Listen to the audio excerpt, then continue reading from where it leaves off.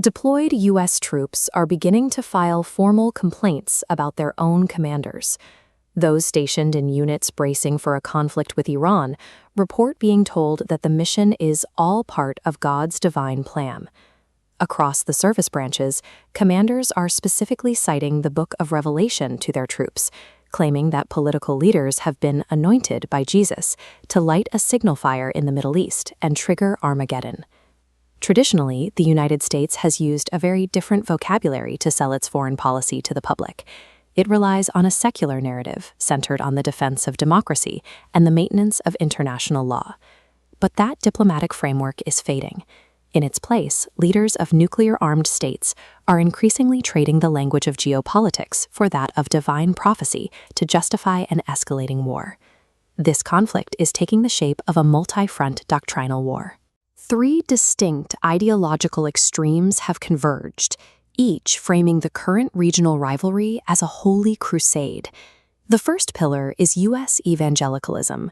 Within the American defense establishment, high-ranking officials have merged Christian nationalism with military strategy, anticipating a clash with Iran that they view as biblically mandated. The second pillar is religious Zionism. In Israel, leadership has invoked the Amalekites, a biblical group traditionally viewed as an embodiment of absolute evil, to justify uncompromising military campaigns. Finally, there is the pillar of Twelver Shia Mahdiism. The Iranian regime frames its conflict with the West as a necessary apocalyptic precursor to the return of the Mahdi, the Islamic Messiah whose arrival is said to be preceded by global justice prevailing over oppression. When all sides view a geopolitical crisis as a divine mandate, the concept of a diplomatic solution disappears. In this framework, compromise isn't just a failure of statecraft, it is a sin. This religious rhetoric serves a dual purpose.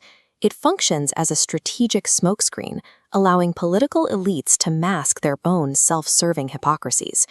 Consider the aghazadehs, the children of the Iranian elite.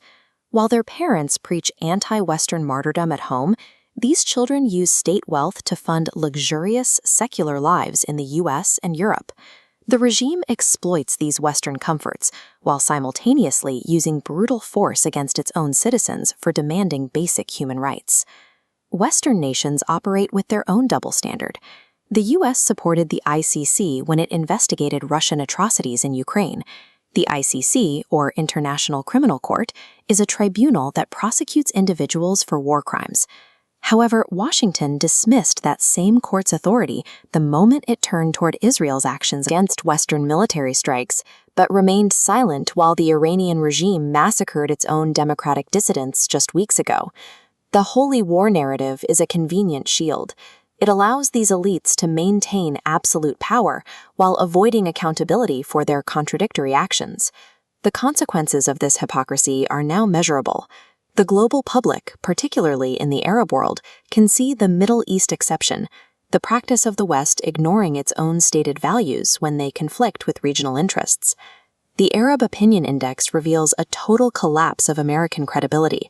While 57% view Russia and Iran as threats to regional stability, the United States has surged past them. Today, 78% view the U.S. as the primary source of instability.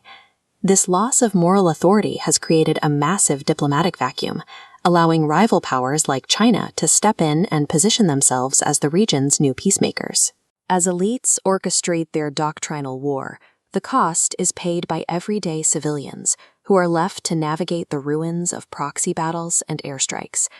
Behind this holy war is a cynical game of absolute power, where God's name is weaponized to justify the inexcusable suffering of innocent people.